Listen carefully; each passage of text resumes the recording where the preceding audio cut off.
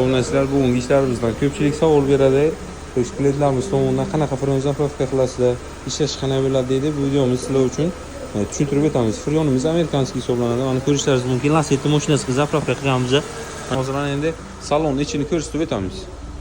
Xo'sh, freon ham propan gazga o'xshagan narsa bo'ladi. Propan gazni o'sha har xil bo'ladi-ku, yomon propan tushibdi, musor ekan degan gaplar bo'ladi. Freon ham har xil bo'ladi.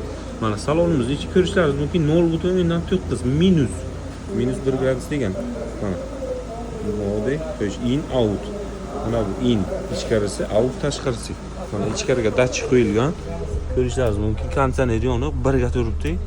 Mana bu yerda datchik ustanovka qilingan. Minus 1 gradusda o'tibdi. Endi olamiz mana bu narsani ko'ramiz. Hozir endi isishini ko'ramiz. Ko'pchilik aytishi mumkin, noto'g'ri, datchiklarimiz ishlamaydi. Datchikni ko'tarishni ko'ramiz. Mana chiqardik datchik tashqariga. Mana 2.9 sразу ko'tardi gradusi. Mana 5-6 sразу ko'tarishni boshladi. Kelaverasida freonimiz amerikanskiy, zapravkamiz 250 ming so'm. Aksiya narxi qilib qo'yganimizda sifatli freon ishlarimiz xudo xolasa garantiya qilib beramiz. Trubkalarni ko'rishlaringiz mumkin. Qirovlagan trubkalar.